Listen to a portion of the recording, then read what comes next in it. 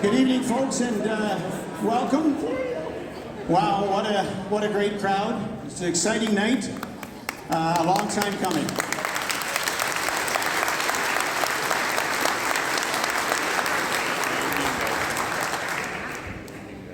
Before I get started into my hour-long spiel, and then we'll turn it over to everybody else, because they told me I only had an hour, I just want everyone to know that our amazing CAO, Mr. Andrew McNeill, is here with us tonight. He's been off all week. He's as sick as a dog. It's why we've, exiled him to his own island. It's not because we don't love him, but we just don't want any part of him right now. But he's come in to take us through this presentation. He's going to do his darndest to get us through it. He's going to need a little enthusiasm maybe at some points, and if at some point he can't finish, then our Deputy CAO, Jerry Marshall, will panic and take over from there. So without further ado, I want to welcome everybody out tonight. As I said earlier, this is an evening that has been a long time coming. I'll just share a quick little story. Earlier this afternoon, Joe Bickerstaff sent me a text with a picture that came up on his Facebook feed, I believe. And it was this date in 2014, my first day on the campaign trail, and I was talking about the redevelopment of our beachfront and the creation of a downtown proper in our community. So it was very fitting. We didn't plan it this way, but brought a bit of tear to my eye, Joe, so thanks for that. But it's been 10 years. 10 years we've been working at getting our beachfront to where we are at today, and I have all the confidence in the world as your mayor, and I'm sure I speak for the rest of council that the gentlemen and the teams that are at this table are very capable and are going to help us get that done. I'd just like to make sure that I introduce our members of council tonight. We have Councillor DeLeo with us this evening. And Councillor Timms is also here. I see Councillor Ego is here. And Councillor White, if he isn't here, I know he is on his way. Sorry? He's on his way, so when he comes in, everybody stare. Of course, Do Nothing Joe is here. Councillor Belanger, the hardest working councillor I've ever seen in my life. And Deputy Arsenal is with us. And I can tell you that all of us are happy and proud to be here tonight before you and present this to the community. Ladies and gentlemen, what's important to note is that what you see tonight is not going to make everybody happy. We absolutely know that. But, as I said, this has been 10 years in the making, and as you know, for 2.5+ years, the FRAM group was here between 14 and 18, and we did public consultation meetings, we did workshops where you folks came out and shared what you thought Wasaga Beach and our beachfront should look like, and they put together renderings back then. And then, of course, in this term of council, we did that again. We had public consultation meeting, we had 4 days again of time when you could come in and sit down and talk. And so what we put together here tonight, or what FRAM has put together here tonight, I'm confident is what they have heard and we have heard that the community wants as a whole. We can't make every individual happy. Our job as your council is to do what we believe is best for the masses in this community, and I think we're there tonight. And I'm very proud to let you know that Frank is here himself tonight, and he does have one of his partners with him, I think one of his top dogs in the company, Bennett McNeill. No relation to Andrew McNeill, and it's not even spelled the same way. All right? Just want to make that clear. And I'm also very happy and proud to introduce the other part of this team, a new partner who has come to the table with us, and that is the Sunray Group, one of Canada's largest and most successful hoteliers. They have a whole lot of accolades that come with what they do. I believe there are over 70 hotels They own many other businesses, franchises, gas stations, you name it as well. And Amir is with us tonight representing Sunray, and Darren is with him, their planner, and they'll go through their portion as well. And I'm hoping that when we get to that point, we all know the success of FRAM, and I'm sure Frank will speak to some of that, but so will Amir speak to some of the great successes of the Sunray Group for a hotel that we are going to see on our beachfront, which is, again, going to be an amazing addition, something we didn't have the last time around. So ladies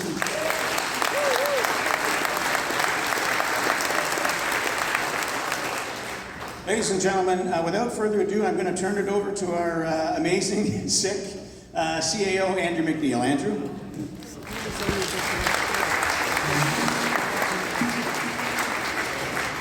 Thank you.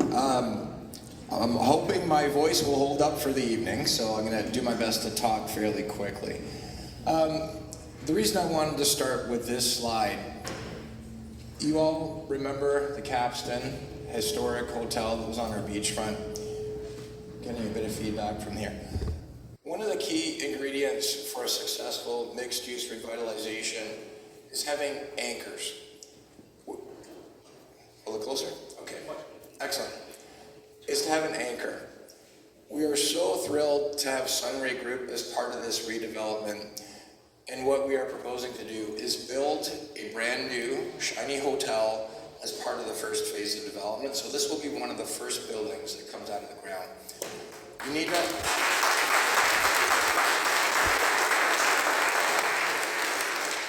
You need to understand this is very unusual. Most mixed-use developments, they always leave the hotel to the end because it takes a lot of upfront capital to build a hotel. So we're very thankful to have Sunray at the group willing to invest that kind of capital to build this as part of the first phase of development, because it's going to be a key ingredient to making sure our beachfront is successful. As a reminder, all of the blue on this drawing are the town-owned lands. What we're going to be talking about today are the lands from 3rd Street, along Beach Drive, over to Spruce Street, and then along Mosley Street. The rest of the blue we can talk about later in other years from now, but what we want to do now is focus on getting some things built sooner rather than later. You all, many of you were part of the vision that was created between 14 and 18. It was adopted by council in 2017. Back when FRAM rejoined us a few months back, we held a session in the RecPlex. We reaffirmed a lot of the vision, the values that were present in that master plan.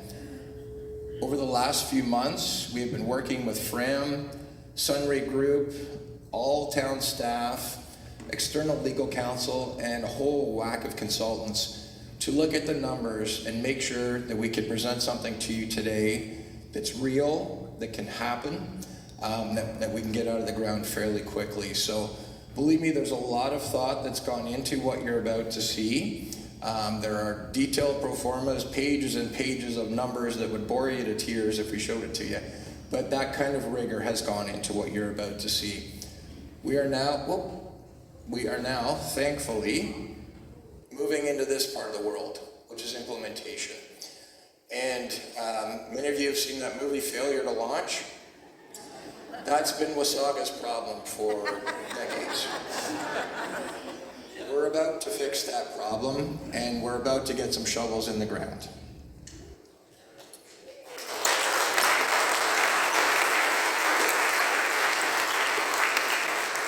So I'm going to show you at high level, and then FRAM, Sunray will walk you through some of the details. We've got some gorgeous sketches that you're going to see in a few moments. The blue on this drawing, just so you're aware, are areas that we are deferring to future phases. And part of the reason for that is we don't own all of those lands. So for example, beside the Dardanella, there's a hotel here. We don't own that hotel. We don't own these lands over here. There's a few parcels here we don't own. What we want to do is we don't want to create a plan that's beholden on others to work with us. We want to make sure that the first buildings we propose, we control those lands, we can move forward quickly. So that's why those areas in blue are shown as the next phase of development, because they're a little more complicated. But all of these lands between 1st and 3rd Street, All of these lands here, we can control those, we can move on them very quickly, and that's exactly what we will be planning to do. Streets, access, very important. And I think we all saw firsthand the importance of public access on our roads. Beach Drive was closed for a number of years, and I've got some numbers I'm going to share with you in a few minutes. All of the businesses, when that road was closed, they suffered quite a bit. There was a pandemic thrown in there, obviously, but closing that road actually did harm those businesses significantly. As soon as we opened that up, the returns from those businesses, they all skyrocketed, and you're going to be astounded in a moment when I show you how much. So it's very important. Beach Drive is going to remain a fully open street in the new plan.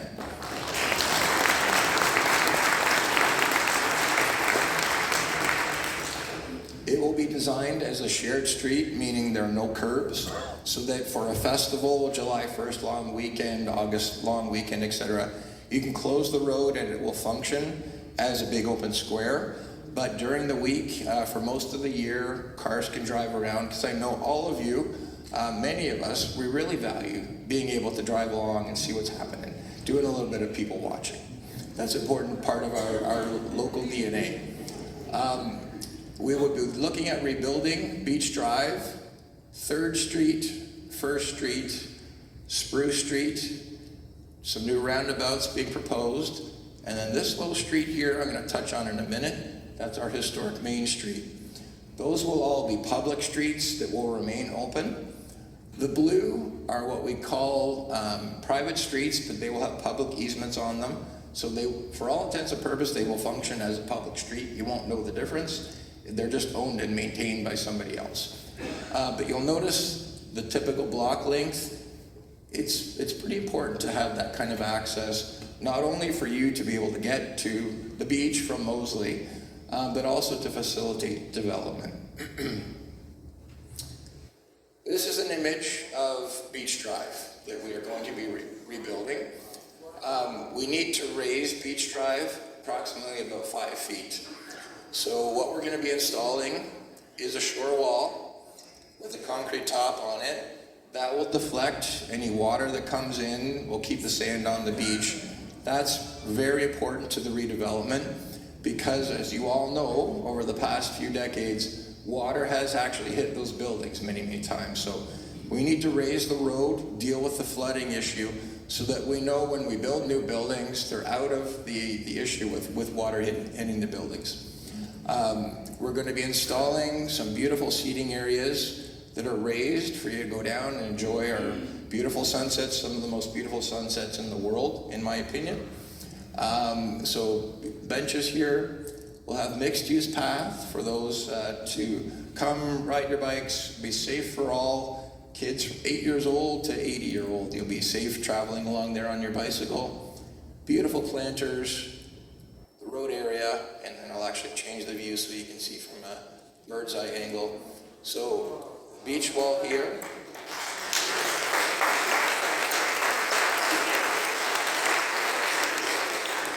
We have our steps down and then ramps. So both ramps and steps to get down to the beach. These are your seating areas to watch our beautiful sunsets and people watch all throughout the day. Planting areas here, planting areas here. We will maintain on-street parking. There's not a lot of spots there, but it is important to maintain some on-street parking. 1 lane of traffic each direction, and then a generous boulevard area for people to walk along beside the shops. And then we hope to get activation with retail shops adjacent to that. When this street is closed, again, no curbs, so you can walk throughout here without having to worry about tripping over anything, which makes it better when you're holding an event, a festival, etc. Many of you have seen these images. Clearly, most of us were not here in the early 1900s, but this is where our town started, our historic Main Street. Main Street between Moseley and Beach Drive. Go to Boston Pizza, most of the restaurants in town, and you'll see beautiful images of what our historic Main Street used to be. A lot of it is pretty much gone today. And part of the issue, apart from the fire back in 2007, was when Main Street was closed to traffic.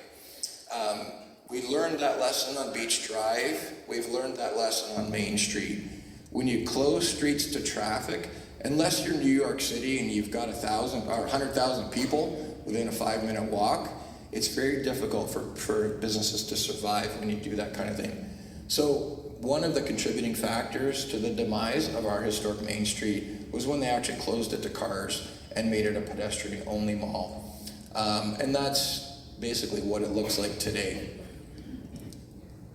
We would want to reopen our historic Main Street, and we think that's a key part of our plan to get back to the roots of what made this community successful. Now, I'm looking at these cars, and I'm seeing 5 or 6 cars parked beside each other. Interesting, I don't think you could park 5 or 6 cars today in that right-of-way side by side. Just interesting sidebar about how much bigger our cars have gotten over the last few decades. But we will look at restoring Main Street here, and part of the strategy here is also to deal with some of the land ownership issues that we're facing. So there are a bunch of parcels along Main Street that the town does not currently own. Many of you are familiar with some of the prices that are being asked for this land. The town has no interest or ability to purchase those lands. They're just far too expensive for us. So the best thing we can do is actually restore access to all of those lands that was cut off when the street was closed, and simply say, there you go, redevelopment on your own. There's nothing to stop any of those landowners from rebuilding small-scale shops, mixed-use buildings.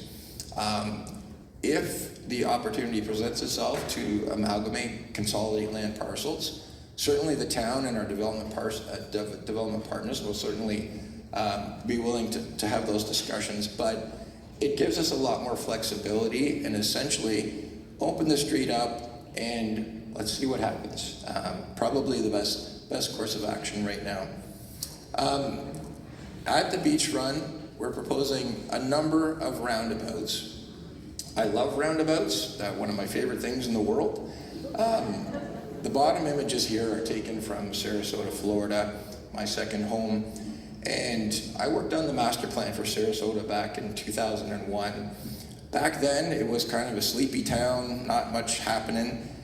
In the last 20 years, they've implemented that plan and they've now become the #1 destination for people to move to in the US. It's booming. And one of the things they've been doing over the last decade is really focusing on their streets and their public realm. Every signalized intersection, every stop sign, they've all been removed. They've all been replaced by roundabouts. They've redone most of their streets in their downtown. It's absolutely beautiful. If you haven't been there, I highly encourage you going there. And they're commissioning beautiful art sculptures in the middle of all these roundabouts. This one's particularly cool, clouds, little sun rays shining through. That's the kind of thing that we can do in our beachfront redevelopment.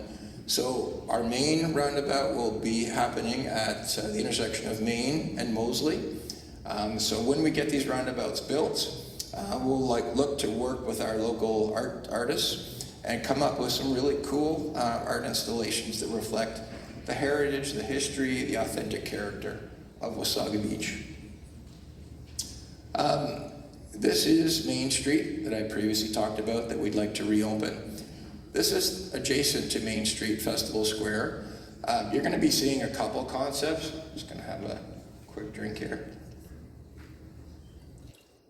You're going to be seeing a couple concepts in this presentation. This is one that was prepared by our new landscape architect, Katie Wardrop. I actually think it's pretty cool. Sunray also has a concept that they've prepared in their drawings. The idea here is we'll have shops and restaurants that will front on a public square, stage, seat walls on either sides, a bit of a separation from the street itself, a bit of a lawn area so you could sit there, lay on the grass, take in a bit of a concert, ice cream kiosks and public bathrooms. And this is at the gateway to our beachfront, the gateway to our Main Street. The idea here is not for April Wine or AC/DC to play here. They play on Beach Drive. That's where you can hold 10,000, 20,000 people. This is for 100, 200 people. A little more intimate scale, similar to what you see at the Village of Blue. We think that's quite appropriate, and it's much easier to activate 365 days a year when you've got a bit smaller square. So we like the scale of this. You also see a bit of water here. We can put in some fountains, restore a bit of a splash pad for the kids, get out there and have some fun on a nice summer day. Rides, very important to the history of this town. Many of you know for over 100 years, before the C&E went on in late August, all those rides used to come here the 2 weeks before the C&E. We want to keep that going, and the place for that to occur is on Main Street itself. So you'll see images here, communities right across North America, where they put the rides right in the middle of their main street. So we think the combination of designing this as a festival street, it can accommodate the rides, a public square. That's going to be a pretty cool place. It's going to be a lot of fun. It can happen quickly. I showed you earlier some of the lands that we do not own. There's a parcel of land right here just to the west. At some point in the future, if the town is able to acquire those lands, we can make the square bigger, but again, we're not beholden to it. We can move forward and design this right away, and it can be a wonderful space. So again, we want to make sure that we can move on things quickly. Parking, again, we've heard loud and clear, parking is a key area of interest for a lot of our community. There's a variety of things that we'll be doing to address parking down at the beachfront. Number one is on-street. So with our new Beach Drive, we're proposing to have on-street parking. We'll also be building on-street parking along 3rd Street. There will be surface parking throughout FRAM's development, which Frank will be talking about shortly. Interim strategy as building comes down and before buildings go up, we will have surface parking lots. So that will be scattered throughout this area. Underground, we're currently working with Sunray to explore whether they go underground or above ground in structures. So we're exploring it. Not definitive whether we will have underground yet or not, but it is one concept that we are looking at that would obviously be preferred down on the beachfront. When you go down, it's very expensive. So the most expensive parking is underground. So again, we'll see how this plays out as the development unfolds. And then structured, which is going above. Over on the Spruce Street lot, that's a piece of land that the town owns, the town controls. That's where we propose to build a municipal parking structure. That is something that we can control, we can build it, and we can charge for parking down on the beachfront. We don't have the money to build that today, but we can earmark that location, we can set up a reserve, we can start take cash in lieu of parking when a developer comes in, and over time we'll amass the money to actually pull the trigger and build a structure. So we think that's an ideal spot to build a structure, and we've actually been chatting with some companies about how to do that affordably. There's a great company out of Guelph that does all of the structures for Go Transit, Humber College, etc. They're very affordable. So when the time comes, when the time is right, that's where we would put a structure. And don't forget about all the lands to the south and the north owned by Ontario Parks. There's a few thousand parking spots in those lands. They're all within a 5-minute walk. So there will be no shortage of parking down at the beachfront, but it will be a multi-pronged approach to solving the parking issue. Now, when we're developing or redeveloping, we have to think about tourism because tourism is our economy. And the approach we want to take is locals first, meaning all of you come first, tourists come second.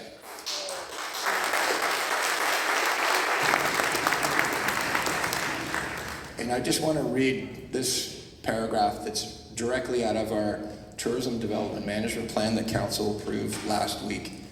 Destinations belong to the people who call them home. A locals first approach is tourism destination management with sustainable goals filtered through a lens of resident quality of life, economic prosperity, social cultural vibrancy, inclusiveness, and environmental sustainability. Ultimately, we want to bring back the fun, but again, all of you first, all of your kids, all your grandkids. That's my little daughter there in the bottom right.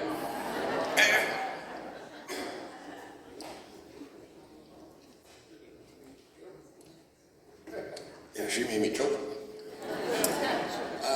But this is what I grew up with in this town. The slide rides. I used to work at Waterworld. My sister was a lifeguard there. So these are our fun memories that we had growing up in this town. So again, we're not losing sight of that. With every redevelopment, we have to do more than just buildings. There has to be fun. So we will be looking at every opportunity to build the fun back in with this redevelopment. Tourism is our lifeline. That's our economy in Wasaga Beach. Elections do have consequences. I'm not going to get political here at all, but you can notice over the decades, there was a decline in tourism in our community, and then there were two spikes from 14 to 18 and over the last year. Why does this matter? Again, it's our economy. As a municipality, you cannot sit on the sidelines. You have to be in the game of tourism and managing tourism to ensure that you get good tourism and that tourism benefits all of you, putting the locals first. If you sit on the sidelines, you tend to get bad tourism, and we all have our experience of what that can mean. But I want to just share with you a little bit about this spike right here that happened last year. Last year, we brought back almost 800,000 tourists to Wasaga Beach. That's astounding in 1 year. That translates to over $70 million spent in this town as a direct result of getting back into the tourism game. We're not quite at 2 million tourists in its heyday, and I remember these days. It wasn't that long ago. When I was in my teenage years and my 20s, we were in the $3 to $4 million, $3 to $4 million tourism range. We can absolutely get back there, and the redevelopment that you're going to be seeing with FRAM and Amir and team is going to help us do that. So everyone benefits when we get back in the game. The main end is our economic engine. When we get that firing properly again, everyone will benefit. Every restaurant in town benefits. Things like putting on concerts in the middle of winter, which we did this year. Talk to all the restaurateurs in town and they'll tell you they were all full. So it impacts all of your wallets, but it also impacts the experiences that you all get to have. If you have more people coming, more people spending money, more shops can stay alive, more variety can come into your town. So we all benefit from truly embracing good tourism. So what are we trying to do with tourism? We told you we're going to put locals first. On the tourism front, what we're trying to attract are high-value guests.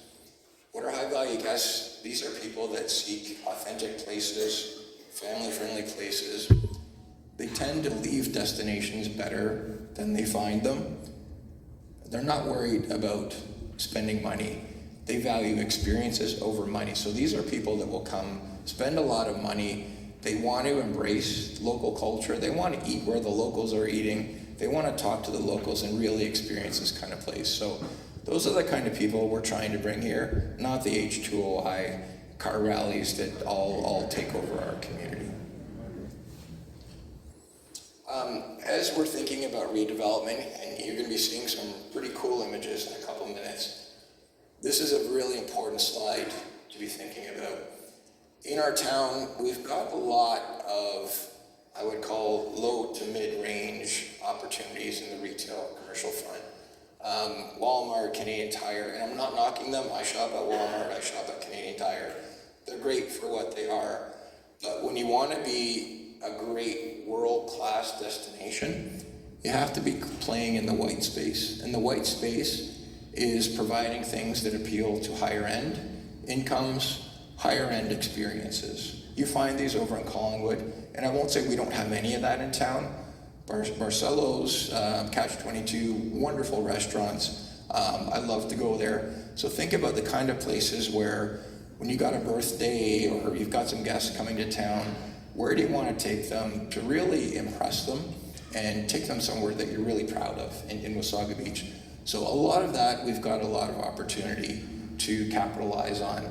And in our discussions with Sunray and FRAM, they get this, and I think you're going to be impressed with some of their thoughts around retail opportunities. My last slide and I'm amazed that I got through this. I didn't know if my voice would hold up. I just wanted to remind folks about what was here. The Capstan Inn, Hiawatha Inn, look at the number of stories. 1, 2, 3, 4, 5-story building. Capstan, 1, 2, 3, 4-story building. So we actually had some buildings with height on our waterfront. So when you see the designs that Sunray is going to be preparing, just keep in mind that there is historical precedent for some of this on our beachfront. And with that, I'm going to turn it over to Frank, and Frank, I'm happy to switch the slides for you if you just let me know.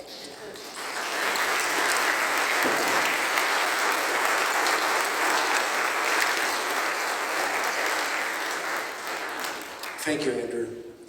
So I'm not going to be showing a lot of new stuff that most of you have seen where we are with a lot of this, because it's fairly consistent with what we did over 6 years ago. The workshops that we did 6 years ago were echoed by workshops that we did earlier this year in terms of the kind of product that is expected by the town of Wasaga and the people that live here. And Andrew talked, and I'm going to reiterate, it starts with the people that are here now. What is it that they want to see in this community? We haven't tested this on our buyers, on our potential buyers, because it starts with you, and we can figure out what our potential buyers are going to want. Firstly, by starting with you, because some of you will be buyers of our product. The residential component of what we create, we've done it elsewhere. The reason why these images are up here is because the one that's closest is Collingwood. Collingwood had the benefit of a main street that was in pretty good shape when we got there, but nobody can deny the fact that by putting more people within walking distance of the main street has helped their main street change in terms of how busy it is, how active it is. And there are going to be some people that are going to say, well, they don't want that busy, active place. But what we're trying to do with Wasaga, and what the political will of Wasaga is to create a place where you can enjoy yourself and where you can be active. If you want to be more private, there are other places along the beachfront that you'll have more privacy. This is not going to be your private place. This is going to be a busy, active place, and we've proven that in the other communities that we've done. What we've got in Port Credit, what we've got in Collingwood, what we're now starting to build in Aurelia, they're active downtowns that we're building on. Port Credit wasn't an active downtown. It was pretty well a dead downtown. We lost 5 major industries before we got started, and we brought it back to life by putting people on the street.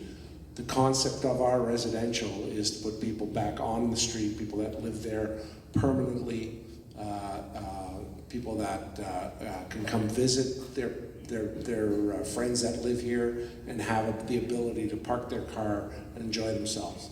Let's go to the next slide, Andrew. So you can see that the parking for the residential component is pretty well self-contained, so that everybody will have a parking spot, everybody will have access parking spots for them and their guests. The architectural style, some people have referred to it as Cape Cod. Why are we copying Cape Cod? But this is still the architectural style that got the best feedback in both 6 years ago and earlier this year. So it's something that we're prepared to carry on with. As I said, not a lot new there, but our buildings are going to be 3 and 4 stories. They're going to be a mix of townhouses and apartment flats. They're going to be a mix of sizes.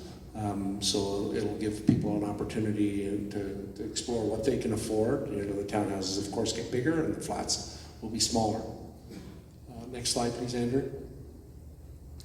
We've been asked by the town with our new team member, Sunray, coming in to add a bit of commercial. So you saw what we've done in the past with Live Work. We've built it before. We proposed it here originally. So the idea of Live Work or just a commercial base along the waterfront is going to be important. So we've committed to putting that in. We haven't worked out the details in design, but again, we've done this before. Next slide, Andrew. Okay, sorry, go back one then. So Andrew hit on the people first, and the people first is our community. We hope that you like what we're going to be presenting as we move through the sales stage. Our units will be available for sale. They're not being done as rentals. Our units are for sale, and it's an exciting time. And I do want to say that I don't want to take too much of what Sunray is going to present to you, but the fact that Sunray is coming in has given us even more confidence. We've got a proven company that has delivered in the past hotels, and you know it's going to be our challenge is going to be how we mix the two together. But the synergy of both happening at the same time are going to be a spark that this town really needs to get everything moving. We're proud to be part of that. Thank you.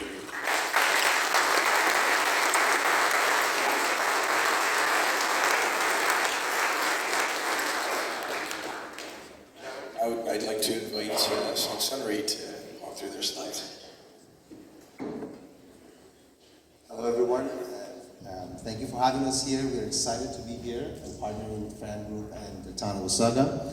And we are newer to this, but we are super excited about it. I want to touch base on two very important factors. And it's mentioned that it's all about the residences first. For us, putting a hotel in this town at the moment is a seasonal business, so we do actually rely on residences to also enjoy and come and benefit from the facilities that we're going to provide within the hotel. So it is important, and we hope that residences enjoy it first, and then tourists obviously next. As far as the hotel, we talk about the world-class beachfront property in one of the longest freshwater beach in North America. Beautiful, magnificent sunset, which I've also enjoyed. So you do need to bring a right brand to be able to succeed on this beautiful property. So, and that's where our experience comes in, our knowledge and expertise. We have over 70 hotels, 3 resorts, 2 of them are actually waterfront properties, so we do have a lot of experience with that.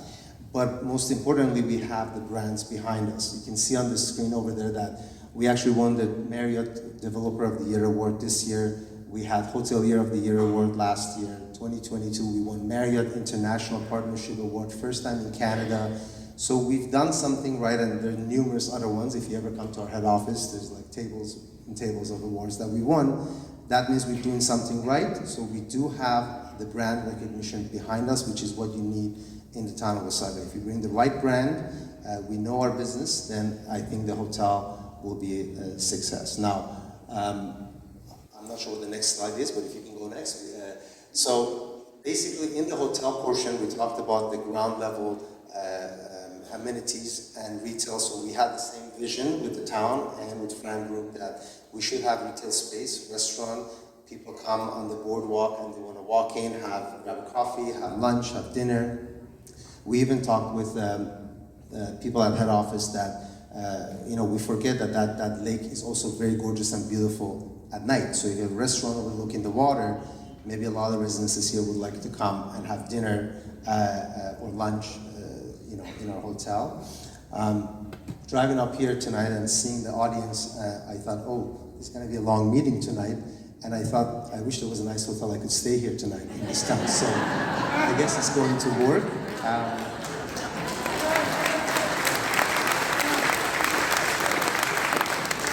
I grew up coming to this beach and I love it, and I'm super excited that we get to own and operate a world-class hotel in your town and be partnered with you guys going forward for a long to come.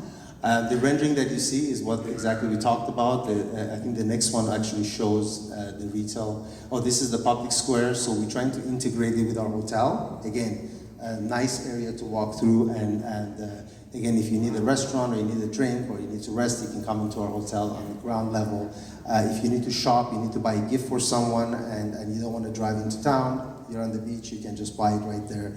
And so that's the plan, to make sure the residences are enjoying it, and tourists, of course, as well. And that's the rest of it. Now, the future development, it's something that we're working again with the town. Our focus right now is the hotel, and we are planning to go shovel in the ground as soon as we can work out the permit and get all the right team in place and build the hotel. As far as the planning process, we have a planner here in Darren, and I'll let him speak to that a little bit. But I do believe we are following all the zoning and all the rules and bylaws of the city. I believe that's it for us. We haven't decided on the actual brand that we're going to use. That's actually a very important decision, because these days a lot of people, including all of yourselves, when you travel, you go to the hotels that you either have membership with or you're familiar with, or you know what level of service you're going to receive.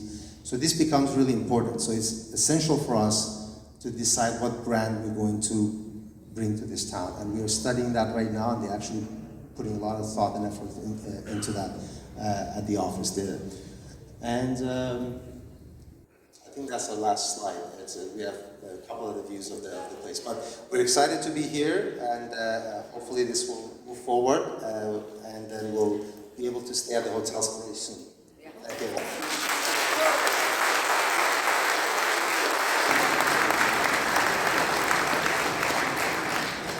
So I paused on this image because there's some things going on here that I wanted to really describe to the community. You see on the second floor here, that's actually a wedding chapel. So Sunray is very interested in working to bring a lot of unique businesses to our community. Beachfront weddings is something that we could knock it out of the park with. A venue like that, you'll be booked 5 years in advance. We've talked with Sunray about beautiful, high-quality ground floor retail, the opportunity for amenities, indoor swimming, fitness, tapas bar, high-quality restaurant. There's an opportunity for convention facilities here as well. You've all been to our new Twin Paddle Arena library. We have the ability now to host small conventions. The thing we're lacking is a quality hotel. So in partnership with Sunray and this hotel, we can now start to engage in that type of business, which again, brings a lot of money to your community and a lot of exposure to your community. So we're absolutely thrilled about the opportunities to leverage this and really grow the economy of our town. Jobs. I know you all love when you get your tax bill and it keeps going up. The key to leveling that off is really focusing on the non-residential side of things. And that's what this council and staff are laser focused on doing. Since this council took office, a casino opened that brought 240 jobs to town, good paying jobs. We just got a $57 million check from the province to bring a high school community theater to town. That's going to bring 220 high-paying jobs to this community. The hotel that we're thrilled about on our waterfront is going to bring 100 jobs, very good jobs to our community. And then there's this retail thing that's this big rumor going around town. Now,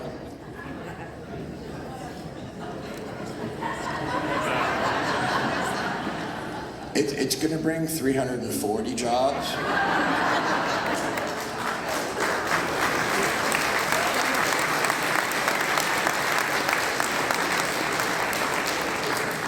Now, when the mayor and I were previously here, we were asked point blank, is Costco coming to Wasaga Beach? cannot confirm or deny. And the reason for that is head office does not like to make announcements until they have all of their approvals in place. And then the big guy flies into town and he comes over and he looks at it and he gives thumbs up, thumbs down. So that's the process we are in. When we were previously here, I said we had not received an application yet. That has changed. We have now received an application.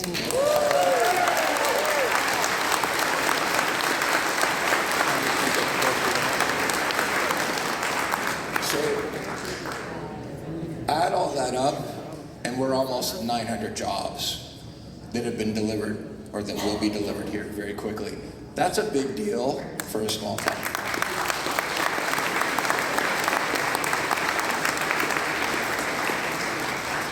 The other really cool thing about all of this, and staff, again, we're looking at how to leverage all of these opportunities. This school, we've partnered with Lakehead University, Canada College. They're going to be bringing in a hotel, resort program, culinary program, hospitality training. So we can actually train all of the employees that are going to work in these places in our own community. So you can grow up in this town, you can go to high school, you can actually get post-secondary education, and you can get a job in our town. There's going to be 900 great jobs. So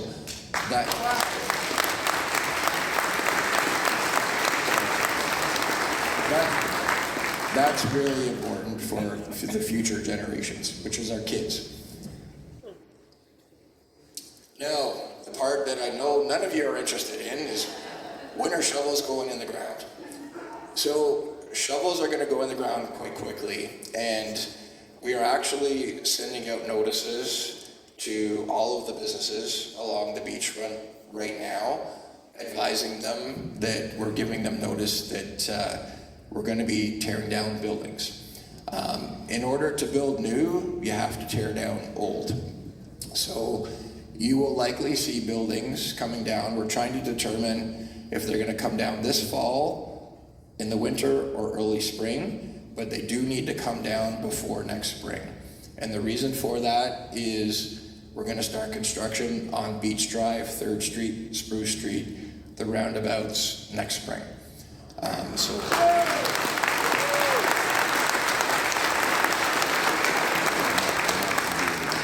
So it's going to be, you're all going to have to be patient with us because we're in for a couple years of construction.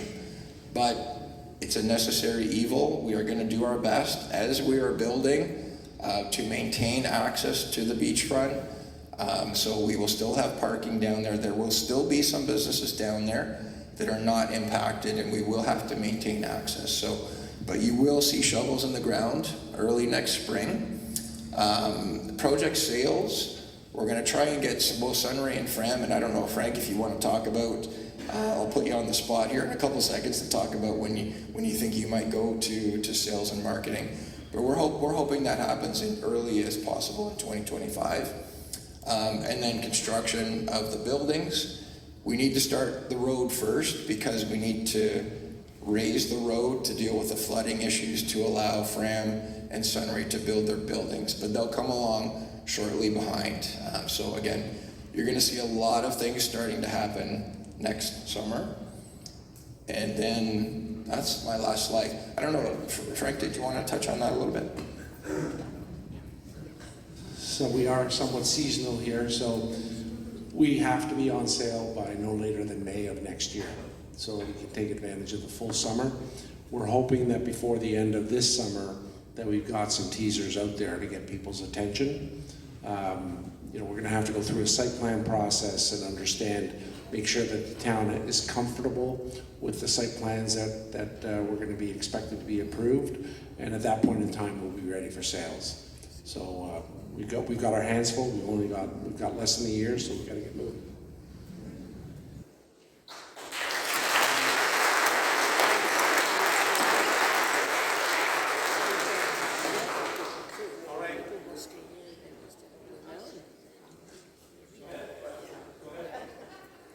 Okay, Andrew, Great job, you made it. All right.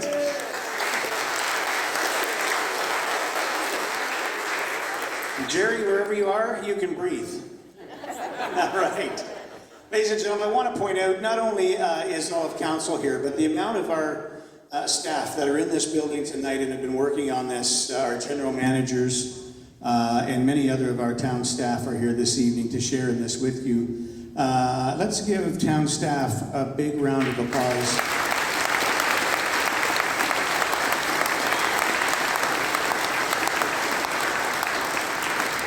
I can tell you that they have worked tirelessly to get to this point. So ladies and gentlemen, as I said at the beginning, we can't make everybody happy, but I think we're going to make most people somewhat happy. It's never going to be perfect, but what I'll tell you is it looks pretty damn perfect to me right now. This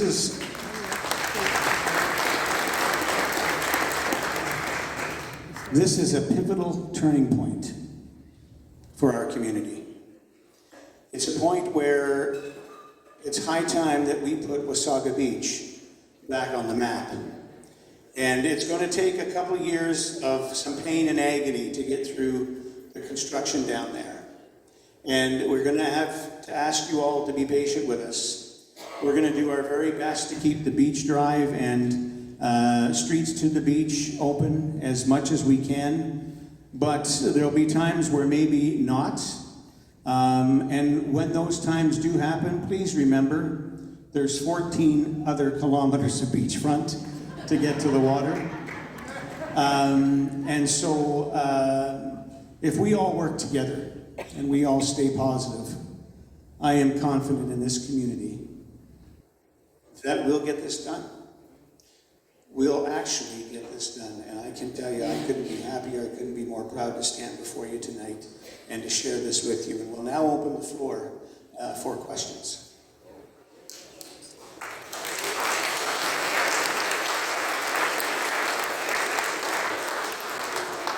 So if you have a question, there's a mic here in the center. Just come on up. And I'm going to ask, as we always do, that you limit yourself to one question. If you have more than one, then go to the back of the line and work your way up again. That way everyone gets a chance. And there's no good, bad, or ugly questions. We're here to answer them all.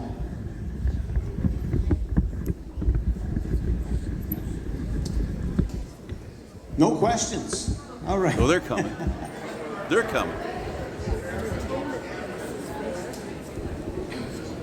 Jane, you have the same problem I do. You've always got to put the mic down. I know, but little good things come in little packages. So I'm delighted with this. We've been waiting a long time, but I have actually two questions. On the diagram for the hotel position, I noticed there were 3 blocked in. Is there only going to be one hotel, right? So there's going to be one hotel proper, and then as that development grows, there will be 3 more ancillary hotel buildings. And those buildings are going to be condominium type rooms, much the same, the plan is much the same as Blue Mountain, where you buy a condo in one of those buildings and you can put that into the hotel rental pool. And so when people are coming to Wasaga Beach, the only thing available is just simply a hotel room, whether, and they're going to be nice hotel rooms, I'm quite certain. But you could also rent a 1-bedroom, 2-bedroom, or maybe even a 3-bedroom condos for larger families that want to come and spend more time here. And Amir, did you want to touch on that? I just want to mention that again, we need to start with the first hotel. We need to get the clientele to come to Wasaga. That's the start, and then of course we grow from there, and we'll develop and evolve to whatever the demand is from there. Okay, if I can indulge me for one more question. The design that FRAM is coming up with, it took us a long time to go through as a resident group. And we love it because it's a beachy look, not an industrial look.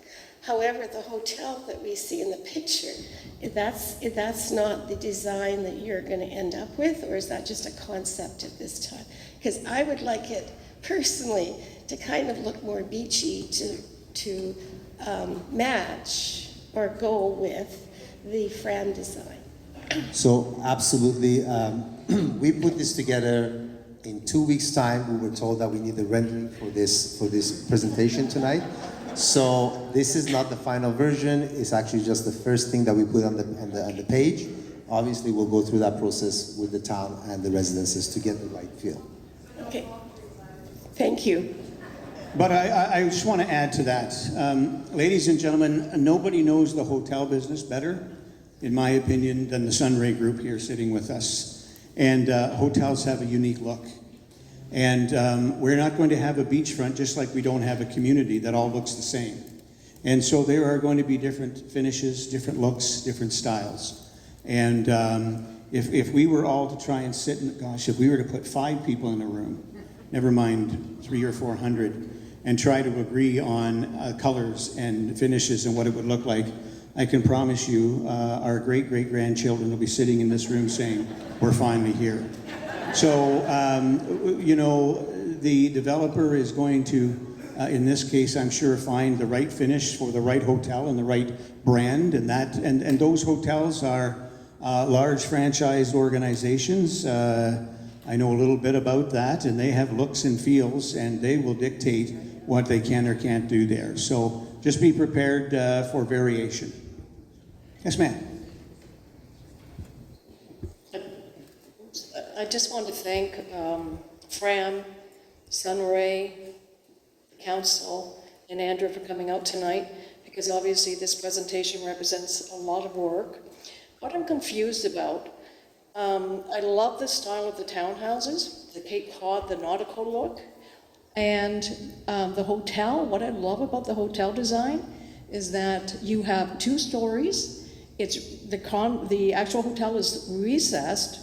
So this is a question for FRAM, will the buildings, the condo buildings at the beach, will they also have the same recessed condo? So you have 2 stories and then that condo building is recessed? Because what it allows for is like the Dardanella, you have a 2nd story space for restaurants or whatever. So, yeah, I'll take that. The intention on the residential component, where it's pure residential, is not to do that. There will be some step backs that we can incorporate in. Where we put the commercial component in, one of the things that we have learned through experience is sometimes some of our small commercial that we've done has been too small. And to make it come out a little bit more, we'll naturally then create some patio or larger patio on top. Now, whether or not that's accessible to the commercial or to the residential, that's something we still have to look at. But we are open for where the commercial component is. And will those buildings have a beachy Cape Cod look, or are they going to be boxy industrial office building types? Because no, yeah. So where we're looking at the southwestern half of Beach 1, that component will definitely be the beach look. And we've seen other places that have done that and had the step out. We looked at some images from North Carolina. We looked at some images from New Jersey where we've seen that happen with the commercial coming out further than the residential component. It actually works well in that respect, because then it also puts the residential a little bit further away from where the heavy people traffic and the noisy people traffic will be. Okay, I really want one more question, and it has to do with the parking. Andrew, you had suggested that some of the parking is going to be underground. How can the parking be underground when the water table is too high? There's absolutely no way. And what I'm confused about, I mean, I love the design of the townhouses, but townhouses do use up a lot of space. Where are the thousands of parking spots that you said are going to be there? Because as a senior, I don't want to have to be taking the bus to the beach. There aren't thousands of parking spots. There are some parking spots in Beach 2. And of course, if you go down to Beach 3, 4, 5, 6, they're all provincial. Where are the thousands of parking spots?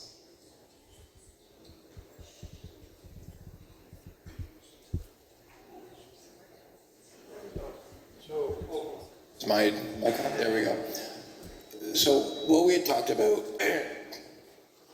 the potential for underground parking here, there's actually a 1-story grade change between Mosley and Beach Drive. So you can actually put one level below buildings there without going into the water table. It's actually ideal to do that. It's expensive, but you can actually do that. So that's something we're going to be evaluating with Sunray. Is it smart to do that? Can they afford to do that, or do we need to go up? So as I mentioned earlier, we will look at building a large structured parking garage off of Spruce Street. We think that's a smart place to do that. So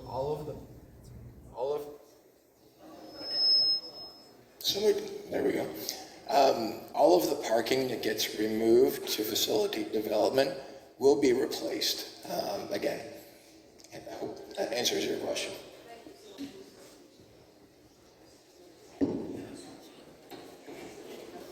Welcome, Giorgio. Mr. Mayor, how are you? Giorgio Mamalady, by the way. Thank you very much for the presentation. And I congratulate you, Mr. Mayor, on bringing forward a revitalization plan that you promised. Some is good and some isn't. I have about 3 or 4 questions, if that's okay. What I'll do is I'll give you 2, like the other ladies. We said 1, I'll give you 2. You can go to the back of the line and come back if you want, though. All right.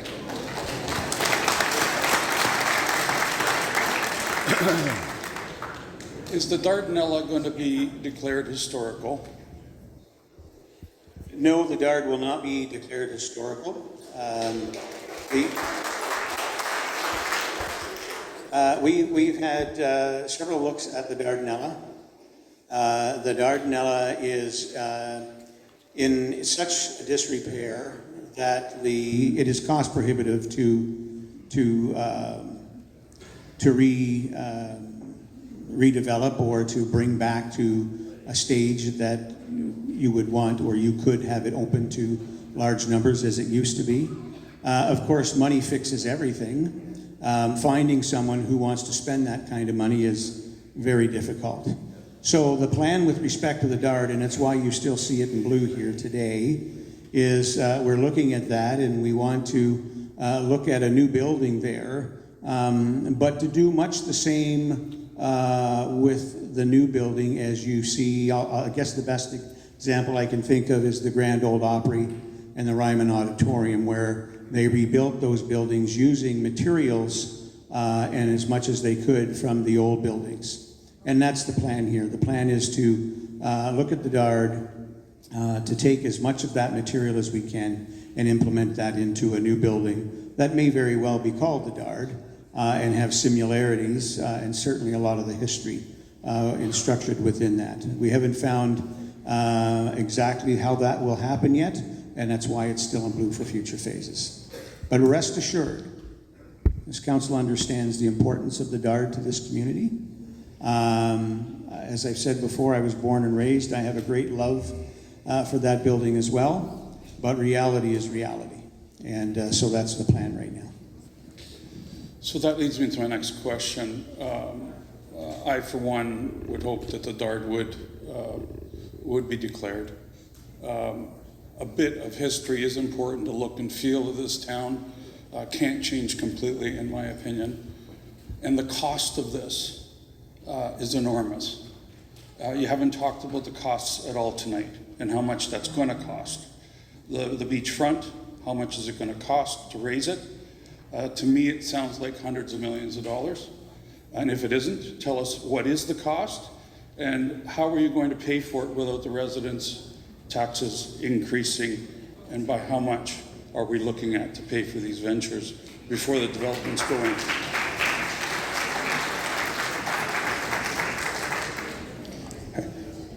I'll see if I think my voice is gone now. I can't answer this one.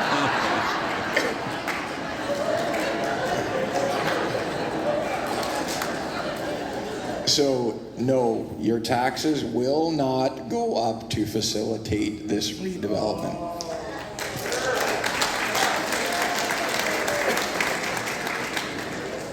So, let me finish, please. So, excuse me? Beach Drive will be paid for using development charges. Approximate cost of that project is $15 to $20 million. Kevin Lalonde is in the audience somewhere who can give you the exact number. But that will be paid for through development charges. Infrastructure works are paid through with DCs. All the private development will be paid for by FRAM and Sunray. So this is not going to cost taxpayers hundreds of millions of dollars. This is hundreds of millions of dollars worth of development, absolutely, which will generate taxes for our municipality. The way that we are approaching this is through joint venture partnership. Had this project gone forward in 2018, the town would have made a lot more money than it stands to make now. The real estate market was a lot hotter back then than it is today. We are proposing joint venture so that the municipality will maximize its return on investment. The town will be made whole in terms of all the money that has put out. We will recover all of that through this joint venture. And if the economy starts to improve, interest rates continue to tick down, the town will make more money moving forward. I'm not going to disclose the number today. That will come forward shortly. And the only reason I'm not doing that, it hasn't gone to council yet. I can't get ahead of council. The deal between Sunray and the deal between FRAM, we're negotiating that right now. We wanted to share the drawings with all of you today to see if you're comfortable with the direction. The letters of intent will be signed very quickly. I would expect within the next couple of weeks. We can get the deal to council and disclose how much money the municipality will make. But again, this will not result in taxes going up to facilitate this development.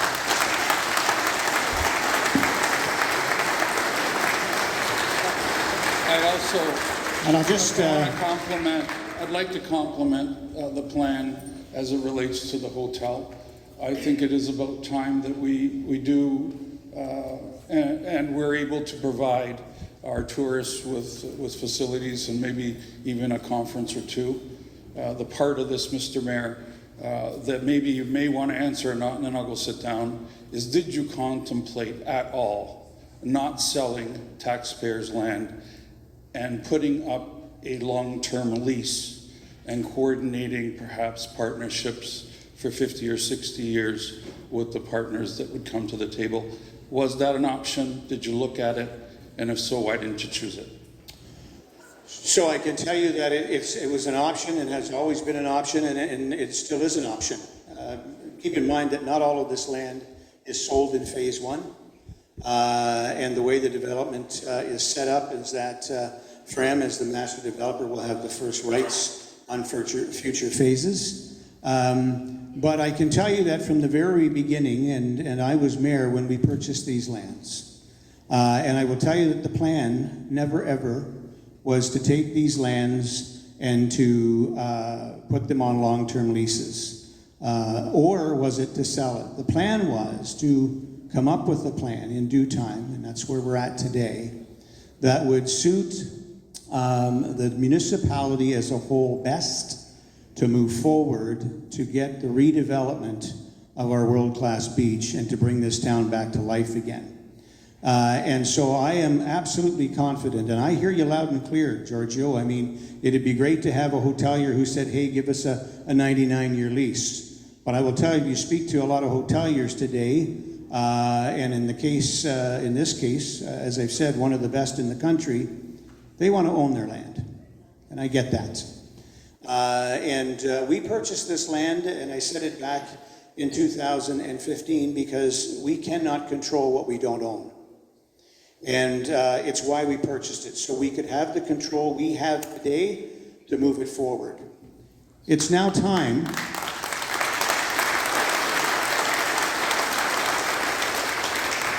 It's now time to move it forward. And the particular partners that we've partnered with FRAM and with Sunray, these folks want to own their land. And in the case of FRAM, they're selling property to people. These property people that are buying want to own their land.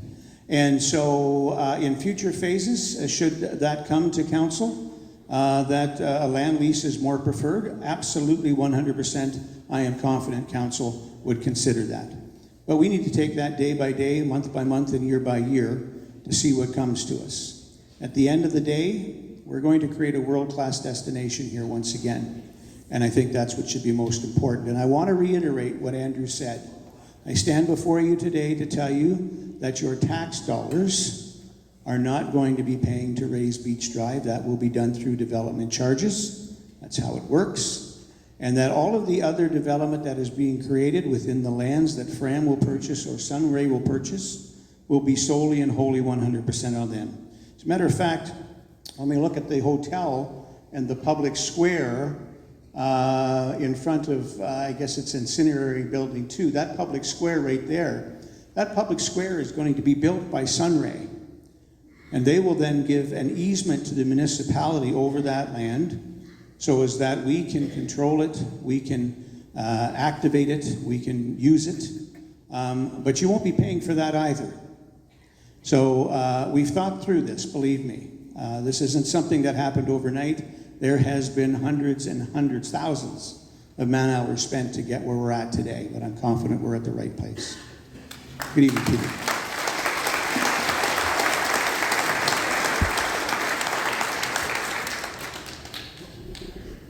I've been a resident here for 20 years now, and this year has been the best year ever for opportunities being realized.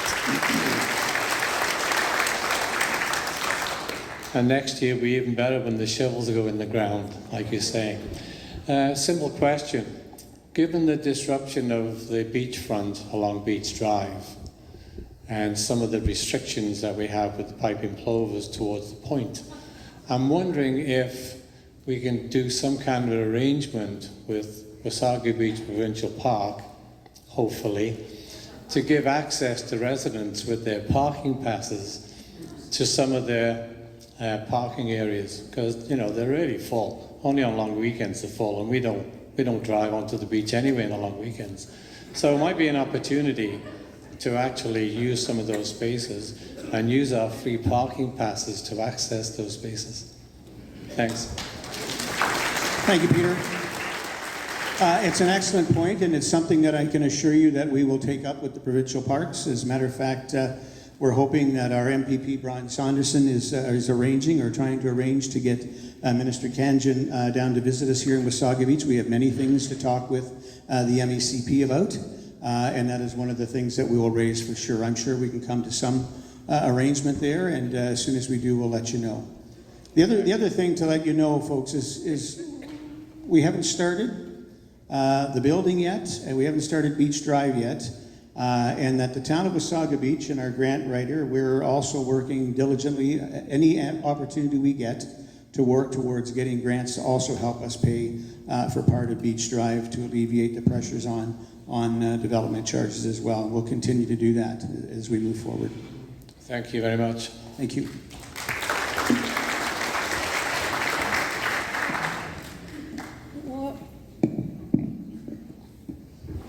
Sorry, I hope I didn't wreck this. Oh. Is it karaoke? No. Just to clarify, the fact that the hotel is being built by private money, are there any assurances that the hotel will not take up part of the beach and make it a private beach? That's my one concern. It's an excellent question, and it's one we've heard for years now in doing this. And here's what everyone needs to understand. The beachfront, so Beach Drive, for example, from the concrete curb to the water's edge is owned by the provincial park. That will always, always be public land. Beach Drive is not being closed, it's not being taken away.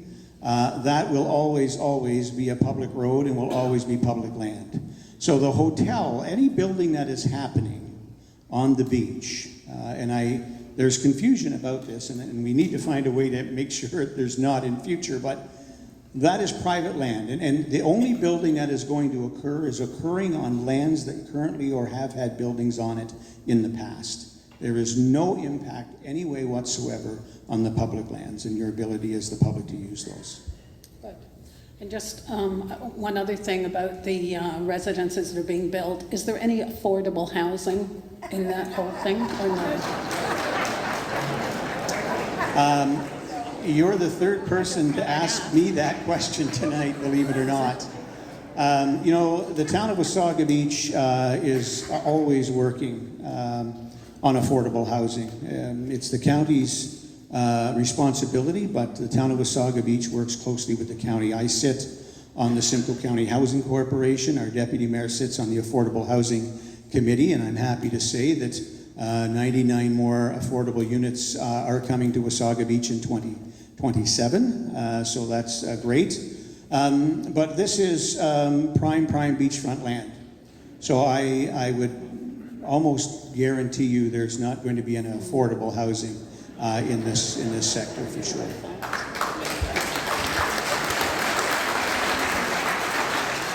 And just a comment, I have a really bad back, that's why I'm standing like this. I never heard the word access, disability access. Will there be?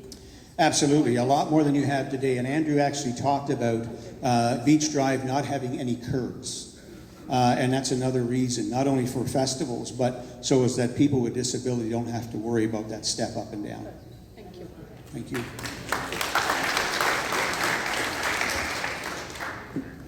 Thanks for this meeting. I came in about 7:30, so I'm not sure if you've talked about it yet, but can you speak to the public spaces and if there's a common area, if there's retail facing each other, pedestrian-friendly spaces? Can you talk more about that? Did you bring a note, Zan?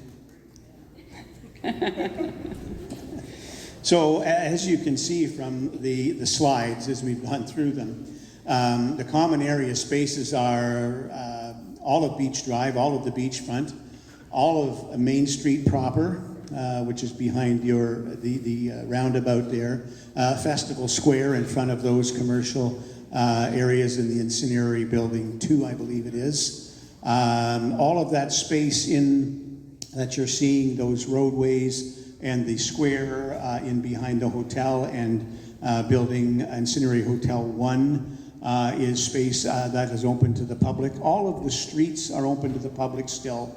And when you look at the townhouse development over here, although those streets will be private streets, they have an easement over them for the municipality. Anyone can use them. Exactly the same as you see in Stonebridge today. So some of the streets in Stonebridge are privately owned streets, with the exception of Stonebridge Boulevard, but they're all open full access to the public.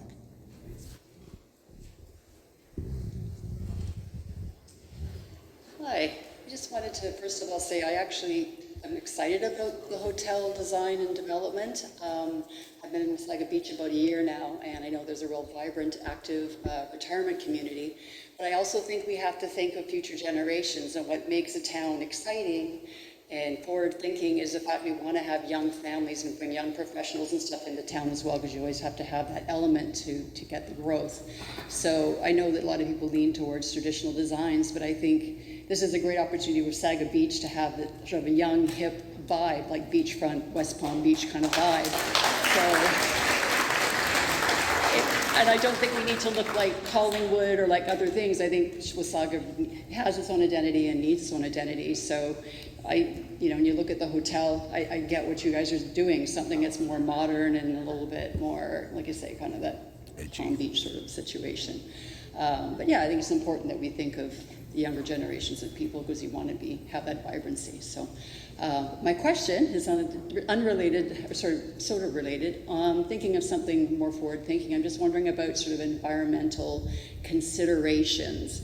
We're at a real precipice with climate change, things like that. So when we're building new developments, I think it's a great opportunity to think of, green energy, heat pumps, green rooftops, the things that are sustainable materials, environmentally friendly materials. So I'm just sort of wondering how much consideration is being given as opposed to just building things in a traditional way that uses up a lot of energy, because we're in an environmentally, naturally beautiful area. So, things like sustainability with our waterfront, with our forests, I mean, it's super, super important. So that's my question.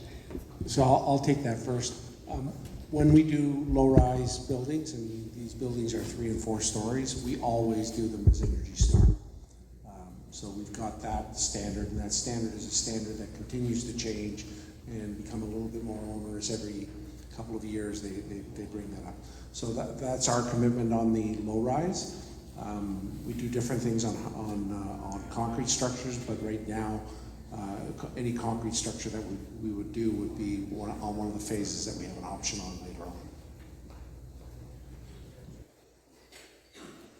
Thank you for your comments and for the question. I would say that in our case, because we're going to own and operate the building, you can only imagine that making it energy smart and efficient is a benefit to us. So we always look at that, and we've done a few hotels that we've built ground up, and that's definitely on our mind, and our designers and architects and everyone. We actually hire an energy efficiency consultants that gives us a report of what we have to put into the building. And on the second note is we also have to, even though we're putting a great deal of money into this project, portion of it will be financed by financing companies, and they also require a certain level of efficiency and sustainability into our project. So naturally, it's part of our process, for sure. But from the town perspective, sometimes those standards are kind of minimal. I think, obviously they're changing, and I'm hoping that we're going to see more stringent guidelines. Because obviously if things are left to be sort of optional for developers, they're going to get away with the lowest possible amount. So I'm wondering, as a mayor and thinking of the future, I just think a lot of the developmental limitations of things as far as the environment's concerned, like we need to have much higher standards. And I think we can maybe go beyond what's normal, because I think we should be a little bit more progressive in that means. I'll let Andrew talk to that portion, but I'll just mention with respect to the environment around us, everything that will be built and accomplished down here will go through a fine-tooth lens, if you will. The NVCA, the MECP, they'll all be looking at what we're doing here. We understand how environmentally precious our beach is. We know that it's a relic beach. It's very unique. And it's a beach that, when I look at every member of council, we all live here, have lived here for some time, or not, if not throughout our whole life. And you can believe me when I say that this council, the environment in this town is important. You mentioned that developers will do the bare minimum. I think that developers get a bad rap, quite frankly, in many ways. There are developers out there that absolutely will do the bare minimum. I can tell you that I have confidence that we are looking here to developers that aren't going to do the bare minimum. And so we're confident in that.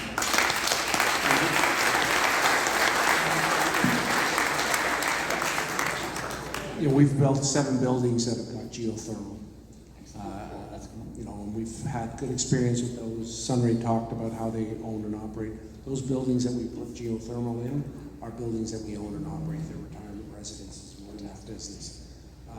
We've also led the way into LEED in the Toronto market.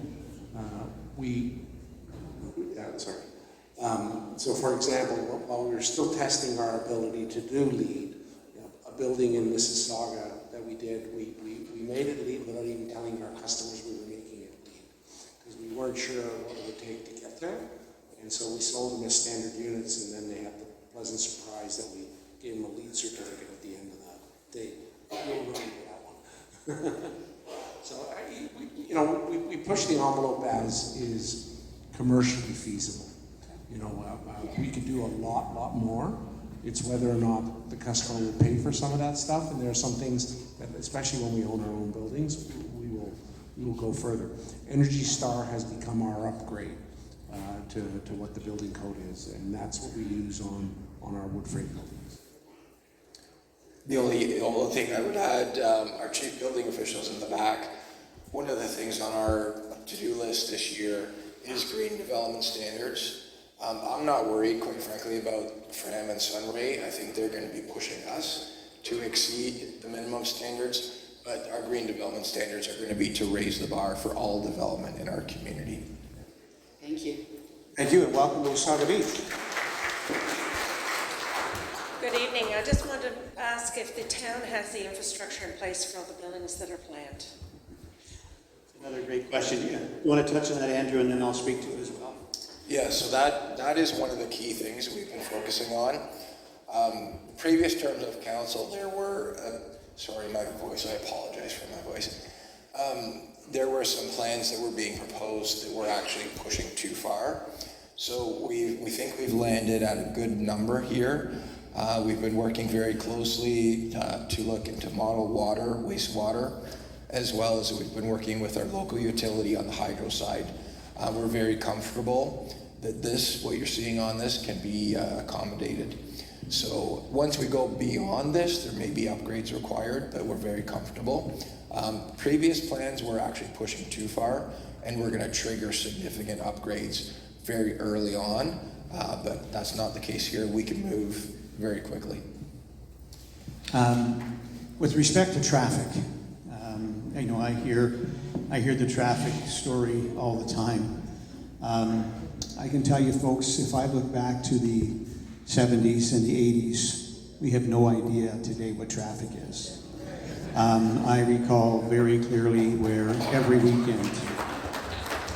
weekend, not just Beach Drive would get closed, but the OPP would literally go to the outskirts of town, and if you didn't have a hotel receipt or your driver's license to prove you lived here, you couldn't come into town. That was traffic. But the other thing that was a thriving, booming little community. And so, there's two things we all hate: change and the way things are. And I would argue every time that if we don't change, we die. And so when I go through this community, and I drive through it every single day, from one end to the other, I can tell you that I never have an issue getting through town. Unless it's a long weekend in the summer when it's hotter than the hubs of and it's a busy time. We get bottleneck in around from roughly 12th to 18th Street down to Beach Drive and maybe over the bridge a bit. But if you look at any municipality that is a thriving, booming tourism community, they face that. I go to Naples, Florida in the winter. Once the snowbirds arrive, the seniors in Naples, Florida, A, traffic slows down, and B, I complain. Say, oh, geez, you can't get who designed this place? And they've got 6-lane highways and 4-lane roads everywhere. So, part of living in a community like Wasaga Beach, and the thing about Wasaga Beach we all have to remember is it's not the shape of most municipalities. Wasaga Beach is a long, linear town, and we have two thoroughfares, River Road West and Mosley Street. And so what council is working on right now, as you know, I'm sure you've driven, call it downtown Baghdad, but River Road West from Veterans Way to Blueberry Trails. That is a development and a widening of that road that I'm quite happy to tell you we're probably going to be finished about 8 months ahead of time.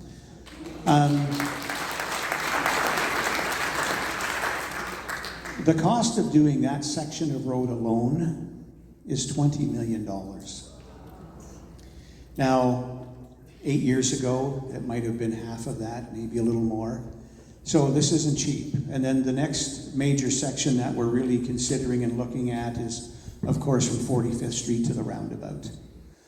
In order to get our main thoroughfare widened and opened up a little more. So we're always going to face traffic here. 9 months of the year, it's not an issue. At least I don't see an issue. I drive it all the time. But 3 months of the year, and I would venture to guess weekends for 3 months of the year, sometimes it's going to be a little more difficult. But once you learn the community and you learn Shore Lane and you learn River Road versus Mosley, you get around. And it wasn't uncommon. I used to work at Longevin Real Estate, which is right in that 21st Street area, and we used to sit out at the end of the day because we could sit in traffic, we could sit out there and laugh at everybody in traffic. And that's just the way it was, and that would start on Thursday night and would go through to Monday. So it's part of living in a tourism community, and it's part of living in the most beautiful community, in the most beautiful province, the most beautiful country in the world.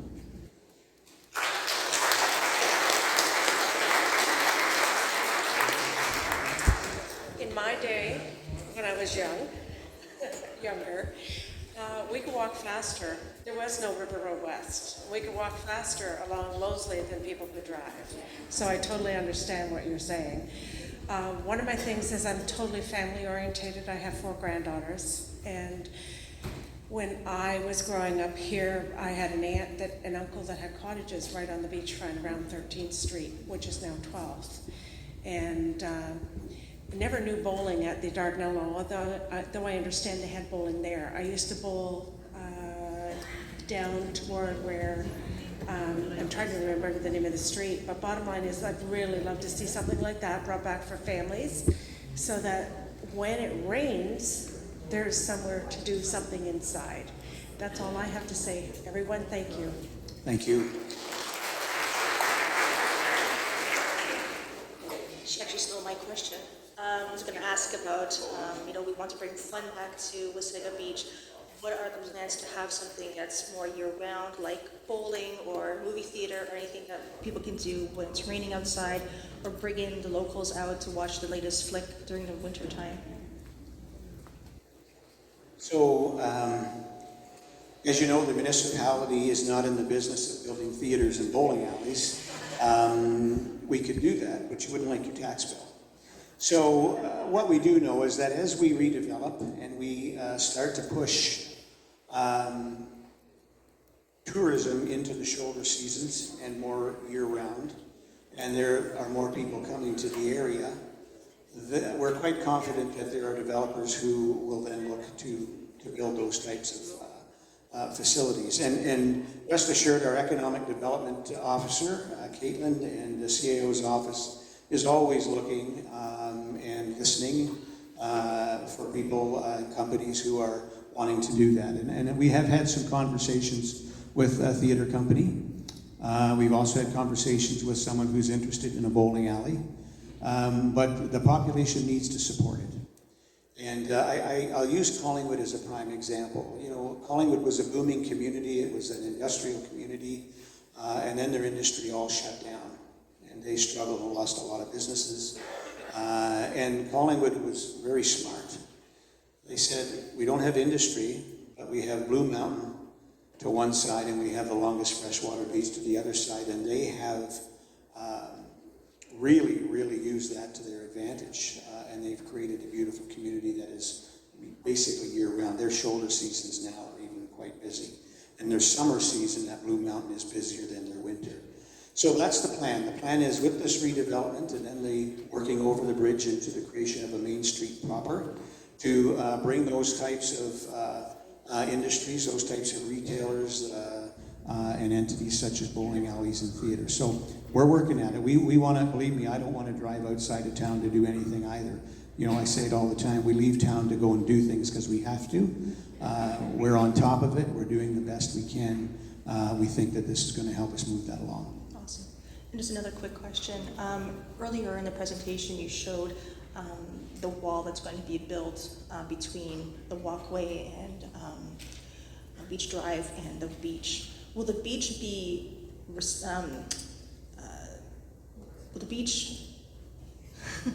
be reduced to accommodate for that, or will it keep the width? No, it's going to be exactly the same as it is now. Where you see that wall is where you now see the curb. Okay. Before the sand starts. The beach gets reduced as water levels rise, and this year we've got another 50 or 100 feet. It's going to be a great summer. And that isn't new. I mean, I recall standing in the middle of the basement of the Dard with Rick Sight with 4 inches of water around my boots back in the 80s, and it happened in the 70s. It's about every 20 years roughly where that comes up. By raising Beach Drive, the good news is that when that does happen again, everything can still function. You'll just need to go to one, either, Beach Area 1 or 4th or 5th Street in order to get onto the sand, because it'll come back further. Thank you. Thank you. Uh-oh.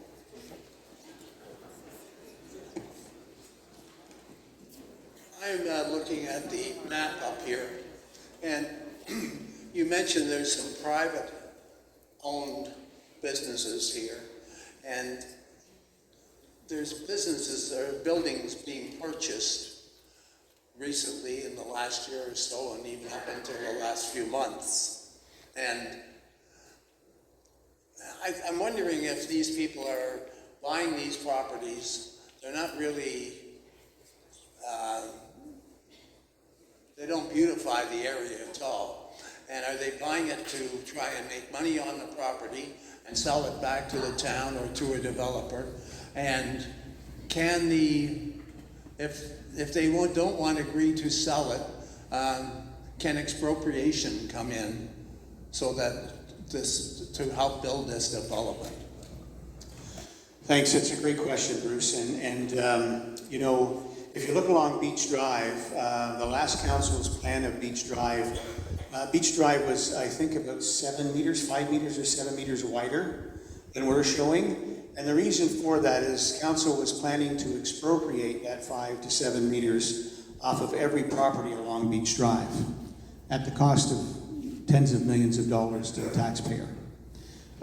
We revised that plan and narrowed that down and kept it the width it is now, so we didn't have to do that. That tens of millions of dollars would have been a direct cost to the taxpayer and very hard to recuperate.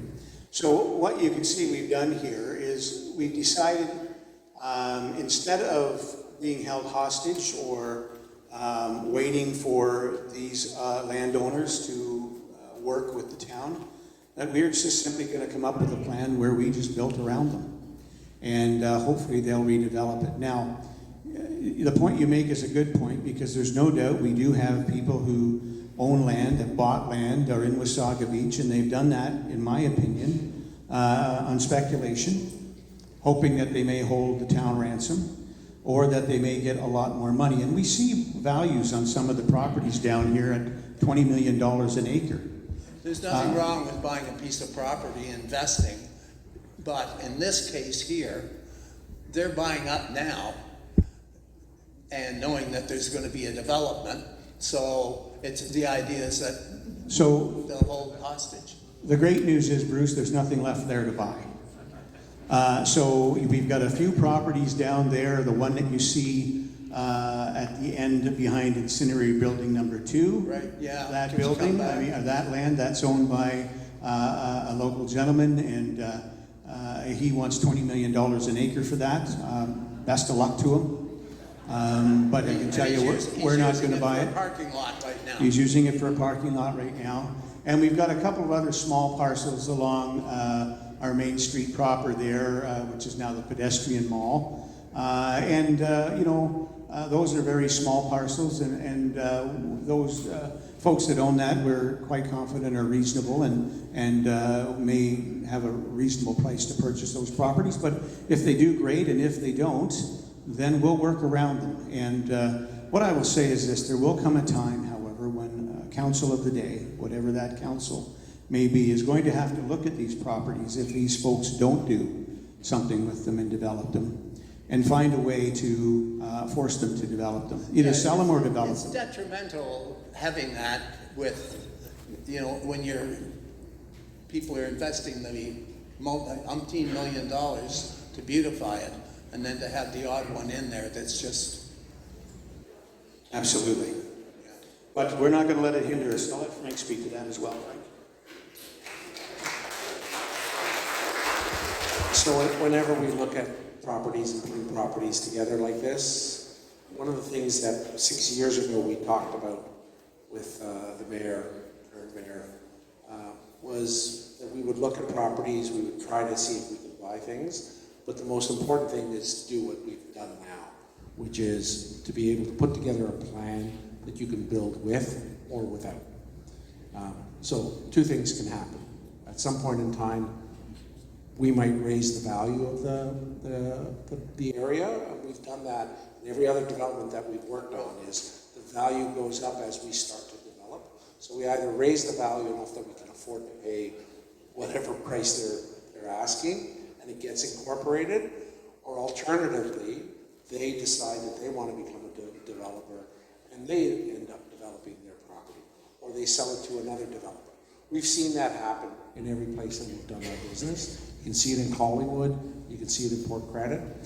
We've also seen where people hold on to their properties thinking that they are going to cash in with us. And those properties still sit empty today. And that's the unfortunate thing, is when properties become neutered by the fact that they weren't put into play. But the key thing is to have the confidence that you can develop and create a better place, and that you leave them enough room that somehow or other they can develop in the future. I think the council, in what they put out to us as developers, is doing that properly. Okay, good. Because I'm just looking at, I'm referring mainly to the right-hand side of Main Street. Yeah, we hear you, and we're doing what we can. Yeah. Thanks, Bruce. Thank you. Alrighty. Thanks for coming out and sharing with us. I appreciate it. Appreciate the time you put in. My thoughts are around the EVs and the vehicles as they come to town, and especially if you want to draw in a lot of tourists. And they do. I didn't see anything here around the charging stations, or talk about charging stations for those as well. Do we have the infrastructure to accommodate those kind of vehicles on our lines? So there will certainly, no doubt, be charging stations in this area for EVs. How many at this point, we're not sure. We do have EV stations, charging stations throughout the community now. I think we've got 10 or 15 or maybe even 20 going in at the arena. Is the infrastructure there? I can tell you that the infrastructure in Wasaga Beach is probably no different than the infrastructure throughout North America, if not the world. If everyone goes and buys an EV tomorrow, we're in big trouble. The infrastructure from a power generation standpoint just simply isn't there, not anywhere. Something that wasn't thought about. So, but anyone having an EV or a hybrid vehicle in the recent future should not have any issues. And I would say that as planning goes forward and we see how far EVs come along, we'll continue to plan for charging stations for EVs. People will also be putting that in their own homes now as well. So.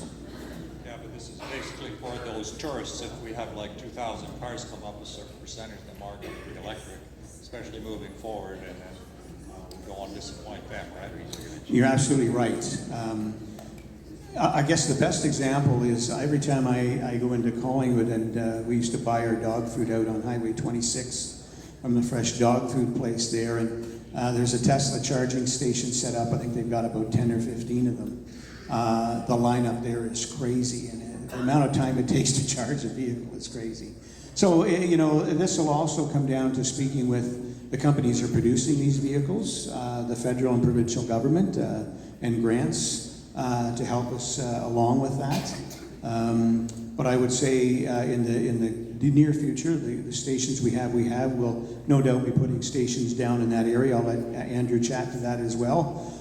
If 2,000 cars come up on a weekend, well, there'll be another lineup. Well, the other thing, that's how you turn a day tripper into an overnight guest if they can.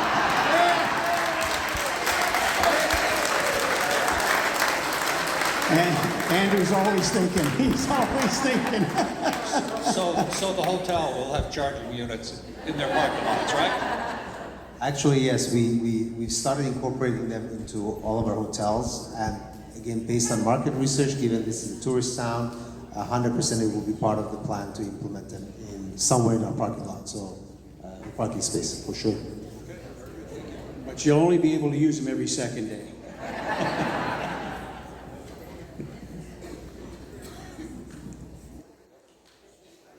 Hi, I'm back. I'd like to talk about the design of the buildings, because I waited for months and I was really hoping to see the design of the condo buildings, and I do see something up here. It's a little bit difficult to see. So what I'd like to ask council is, were there design parameters set? Was there a theme set? And I think it's really important to set a theme for this development because, for example, Kimberley, BC has a Christmas theme running through their whole town.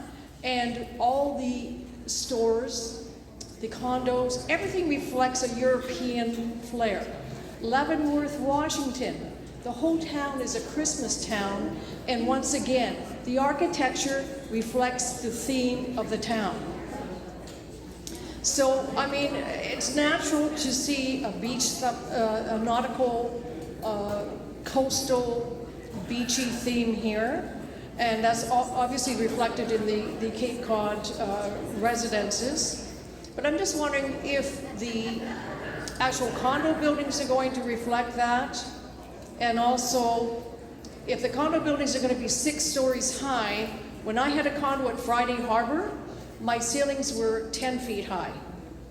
They were 4-story buildings. The ground floor stores were 15 to 20 feet high. So if we have a 6-story condo building, that's going to be equivalent of an 8-story building with 8-foot ceilings. So our beach is going to be in shade for most of the morning until 12 noon.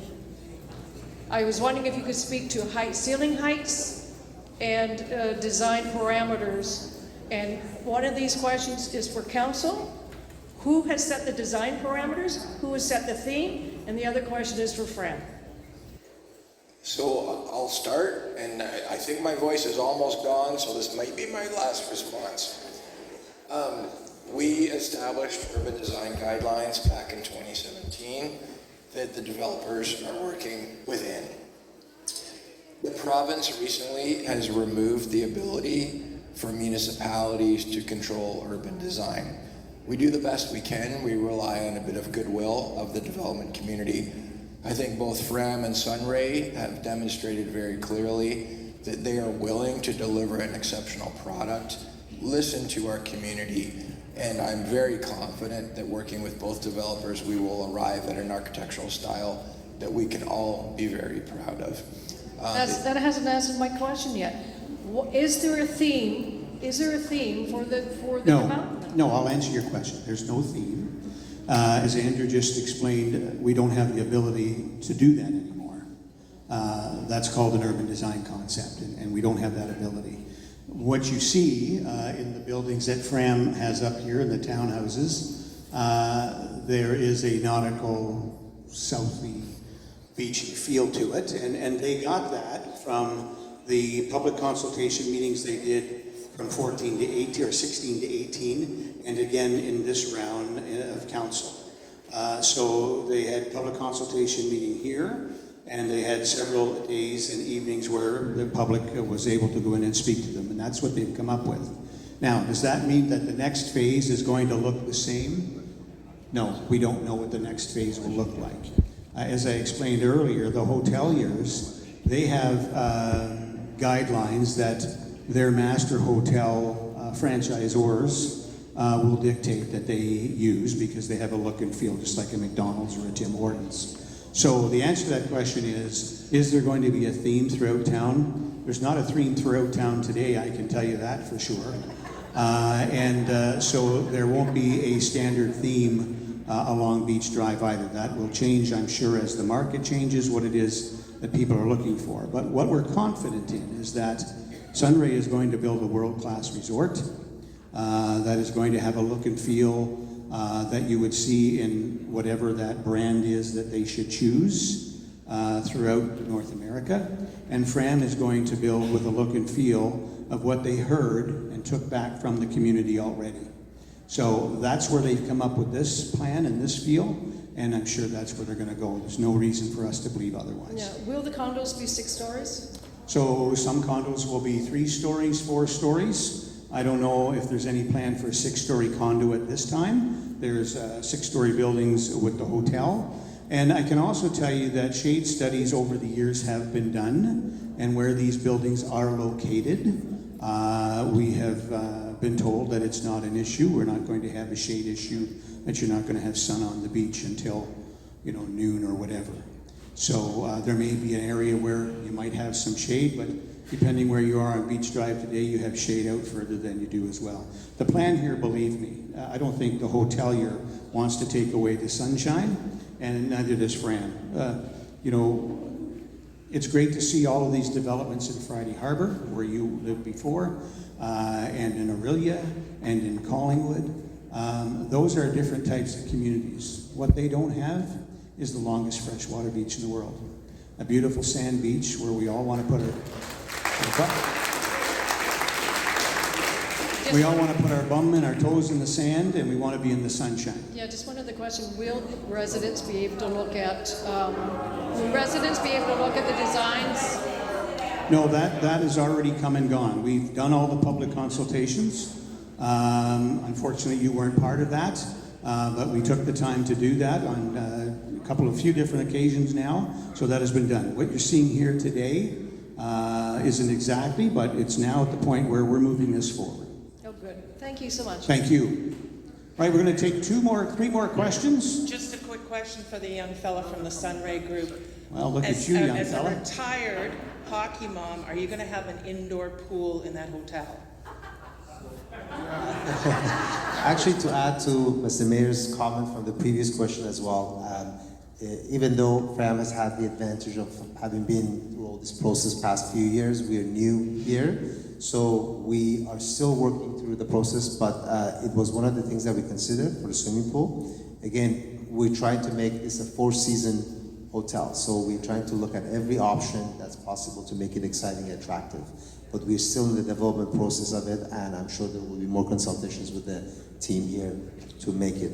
I just know with the new T-Pal and that and all the extra tournaments they're going to be running, you have an indoor pool there, your hotel will be full every weekend that they have a hockey tournament. Take that to heart. Amazing. Thank you. That's an excellent point, and I'm glad you took that, because I am not getting into an argument with a hockey mom, that's for sure. Having coached hockey for many, many years, I always tried to make sure we didn't get a hotel that had a pool in it, because it meant a loss the next game.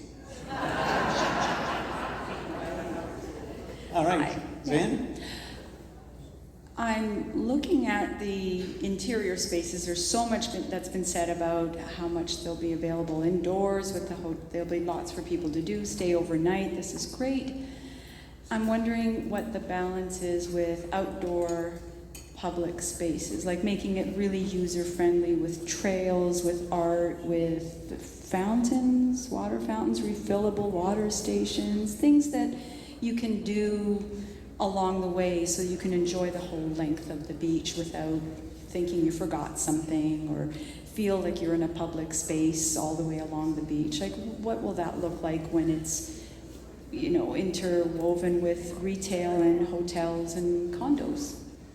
So there you go, Zan. There's a prime example of what some of the outdoor space is going to be like around the hotel and those ancillary hotel buildings, restaurants, parks, water fountains, looks like maybe a skate park, sport park. Now, this doesn't mean this is going to happen. It's a rendering, but what it does show us is that they are thinking about these things. We're looking at these things. The other thing I can tell you is we've got all the water in the world in the summer, but with respect to refillable water stations and whatnot, it's something that we will certainly be taking into account, keeping in mind that those water stations, water stations are great if you're in Florida.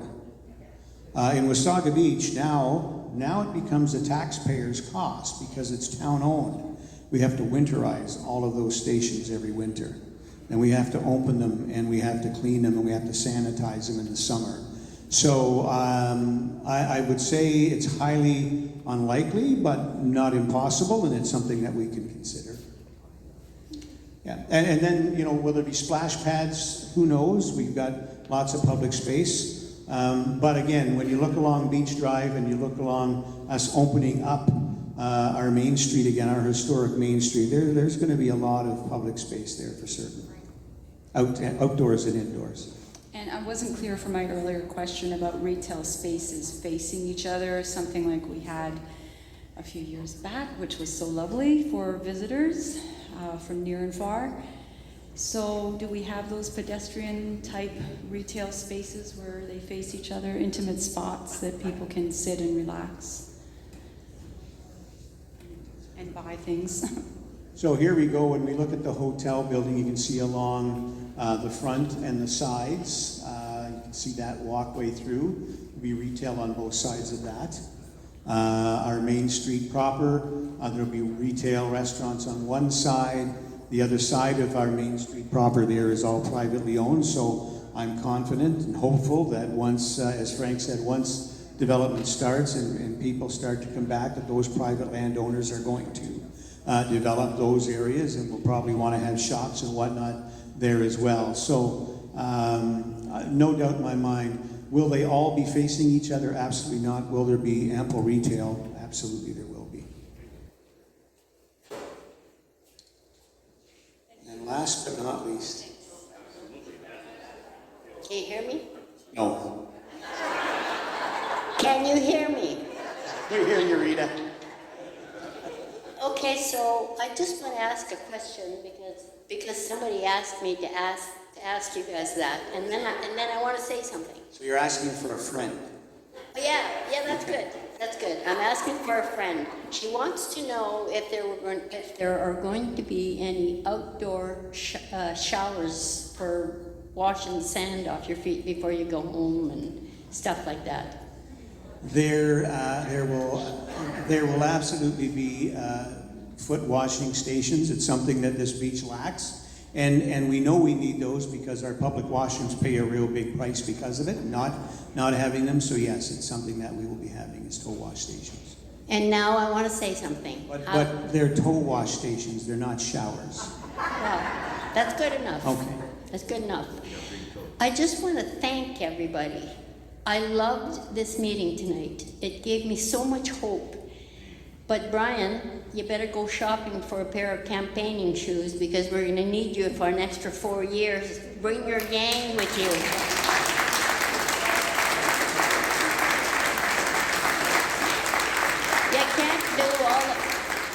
You can't do all of this in 4 years. You need to get in for 4 more years. So get your thinking cap on and go buy your campaigning shoes. Thank you, Rita. And that leads, it's a good segue to end the night. First of all, thank you all to the people who have left already, and thank you everyone who's come out. Whether you agree with everything you see or you don't, thank you for taking the time to be engaged in our community. That's what's most important. And I'll end with this. The question that I think all members of this council get asked on a regular basis is, okay, you've got a great design, but how do we ensure this is going to happen? How can you as a councillor make sure this gets done? And I'm here to tell you that that's not up to us. We can't guarantee that. Only you can. And that's up to you when it comes to ballot time. Have a great night, everybody, and thank you so much. Gentlemen, we talked about a lot of the big stuff that's going on, the roads, the big box that's coming in, a big hotel that's coming in here. Those are all big things, but how is that going to impact on the day-to-day lives of people and smaller businesses in your mind? Well, first and foremost, it's going to, the impact on our citizens, it's going to create more business. It's going to create more restaurants, more boutiques. You're now going to be able to, as this progresses, to go and buy a custom shirt maybe in town. Our wives will be able to go and buy some nice shoes in town. They'll be able to buy dresses. You'll be able to buy suits. There'll be many more boutiques and maybe bakeries and restaurants and patios. What does that do for our community? Well, not only does it give us options so we don't have to leave our community like we do now for so many services and products, but it also builds that sense of community because it puts now you and I together walking down the street. Hey, Frank, how are you? Good. Let's sit and have a coffee and let's have a chat. Let's listen to some music. It's going to create a sense of community that we don't have currently today because we don't have a Main Street proper. We don't have a downtown proper. And this is going to lend to that. And what does that mean as we move forward? This is going to build a critical mass of people that is going to support those businesses. When you look at any municipality in their downtowns, they all have residential above them. Why? They want those bums in beds so that they can downstairs out in the street and they support that. And I think we're going to build an area here where people who even live at other end of town are going to want to come and see and use our Main Street and our beach area versus going to other municipalities around us. And then when you look at other services, bowling alleys and theaters, as you heard tonight, those are services I think that we'll see start to come to Wasaga Beach because the population will be there. We'll have a proper area downtown, if you will, where they always like to be in that vicinity of. And so it means a whole lot to our community. It's about rebranding the community. It's about recreating the community and bringing life back to it, putting us back on the map that we used to be. If I may carry on, and what does it come from? It comes from a snowball, right? It's a snowball effect of one thing leading to another. You put people in here, they're going to want more services.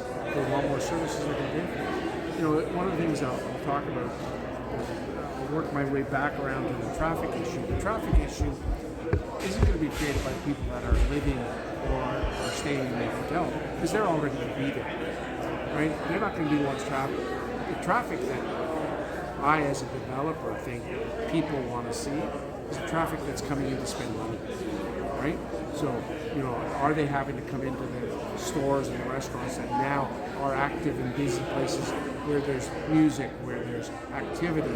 Those people are going to be wanting to come to the beach. And when they come to the beach, are they going to places other than just the beach, right? So the concept of council, of wrapping it around and having it go down Main Street, is a great idea, because that will be a natural extension of where the growth is going to happen. Frank Giannone, FRAM, Amir, I'm really happy to have you here. Thank you for doing this. And of course, this all comes in full circle almost, because this is just what you're talking about today. For me, it's like a nucleus, right? It's everything else that's going to revolve around it once it's here, and I think that gets lost in some of the people that are asking questions here today. And don't forget, it's been done before. And that's why I wanted you to sit. I was just going to say, we're not recreating the wheel here. We're just making a softer ride. Gentlemen, thank you, and thank you for doing this. Thank right? you. Okay. Thank you. Thank you. Thanks. For Wasaga, I'm Candid Frank at the beach. If you want to contact us by email me at candidfrank@hotmail.com. Watch us and subscribe to our YouTube channel at Candid Frank Stanishi 1030, or message me on Facebook at Candid Frank Stanishi for any ideas or comments you have about the program. Thanks for watching, everybody. Until next time.